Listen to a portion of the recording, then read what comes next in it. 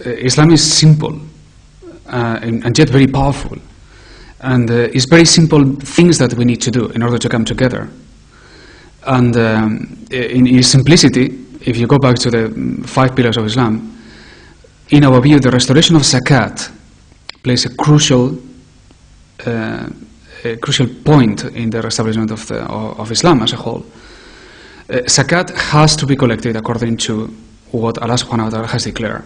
It's something that is not open to ijtihad, at least in its basic forms.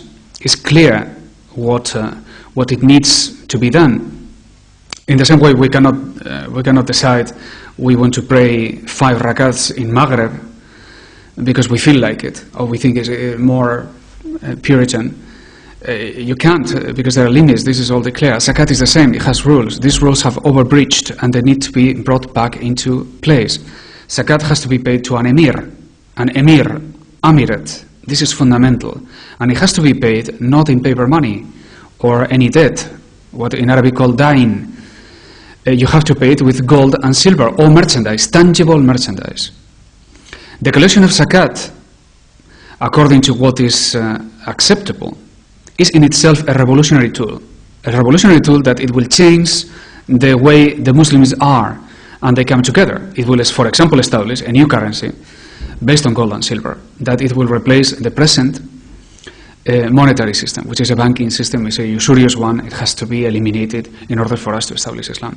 And again, only if we are capable of these matters of the Deen of Islam in terms of a global transformation, only if we put the priorities of the community before the ones of the individual, and I don't mean the group or the sect, I mean the ummah. If we understand, if our concern is the ummah, if the themes are the restoration of the pillars, if we have an understanding of where to go that reflects the Islamic ethos, then the Muslims will come together, which is that capitalism has an alternative. It has to change. It has to be eliminated.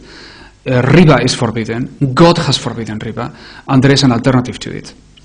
And that implies a complete social transformation from the level of your daily shopping to the way you relate with Muslim brothers, to the way we relate with the kafir. The way we buy, the way we sell, the way we make business, the way we invest, all that has to change. That we call muamalat. And the Deen of Islam is muamalat. And the Deen of America, like the Deen of Europe, is not Christianity. That has to be made clear.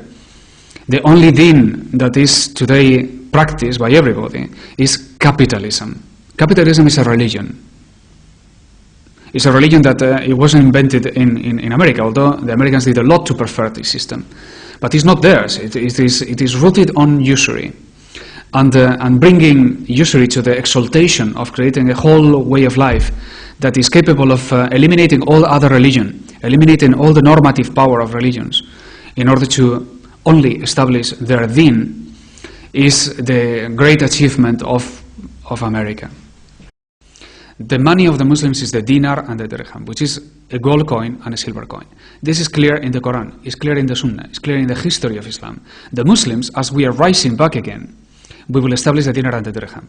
The reality of the dinar and the dirham is inevitable. The Islamic dinar is today, it has been, and it will be the currency of the Muslims. It has never been stopped, nobody can abolish it, and the Muslims will establish it. Allah subhanahu wa ta'ala says in the Quran, Allah has permitted trade and has forbidden usury. So we have to establish trade. Rasul sallallahu alaihi wasallam said 9/10 of the risk of the provision of your wealth comes from trading. So what we have done in this society is to this very important institution that Allah has declared halal, we have declared it haram.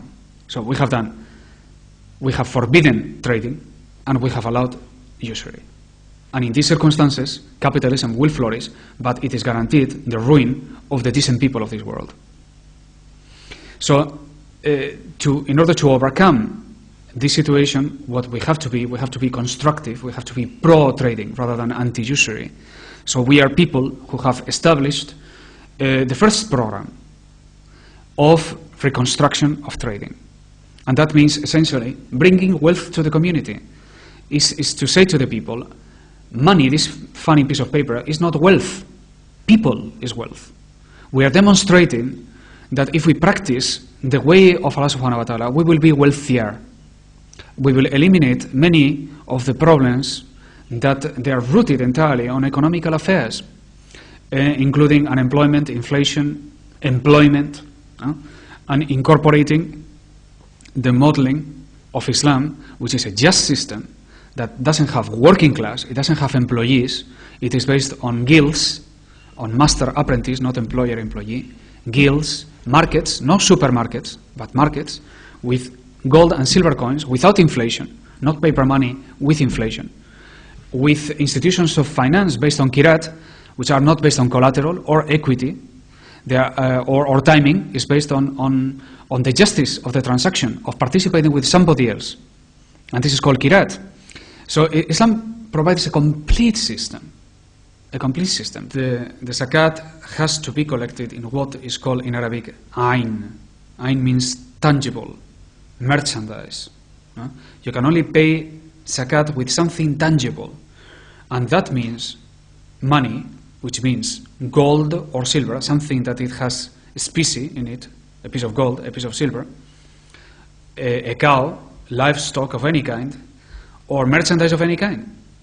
But it is forbidden, unacceptable, to make a payment of zakat using what in Arabic is called dain, which means a promise of payment, a liability, a paper money.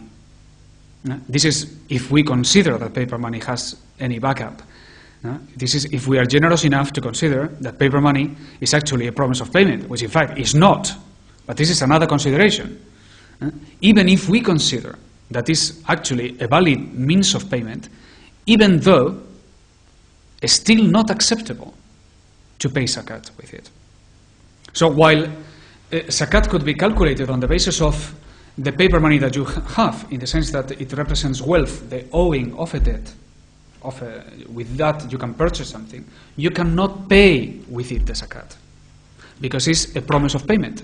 So in other words, it is allowed for you to have debts and people owing you money, but it's impossible for you to pay the zakat with a debt. So considering that is why from the early days in which paper money was introduced in Islam, when still the Sharia was applied, but paper money was being introduced, we have fatwas from those days saying that zakat cannot be paid with paper money. And there is a famous fatwa from Sheikh Ilish, who was the Maliki Sheikh of Al-Aqsar at the time of Sultan Abd al-Hamid, and he made a famous pronouncement saying that when somebody asked him, can you pay zakat with this paper money? And he said, yes, you can pay zakat with this paper money, but only for the value of the paper, not for the value of what is written in it. Because when you pay zakat with paper money, you are actually paying with the paper, with something tangible, whatever is tangible there. Because the dain, the debt, is not valid as a means of payment zakat. So in other words, what he was saying is that you cannot pay zakat with paper money. Another consideration is that, is paper money acceptable or not? No, paper money is not acceptable in the first place. But it's certainly not acceptable to pay zakat with an instrument which is, according to the Sharia, not acceptable to pay it with. So, what happens with the people who pay zakat with paper money? Oh, everybody is doing it wrong? No, the point is that everybody has to do it right. This is an opportunity to establish something which is crucial to the Deen of Islam on the basis of establishing one pillar of the Sharia. That the basis in which, the legal basis in which paper money is used today to pay zakat is that we are under extreme circumstances. This is in the Deen of Islam is called darura. In the fiqh it's called darura. So you say, I am in the middle of the desert, I'm going to die, and there is one pig there, so you can eat the pig, which is haram to eat, because otherwise I'm going to die. So this extreme necessity is the rule of darura. So what these people are saying is that we are in such situation that we don't have gold and silver, we are forced to use paper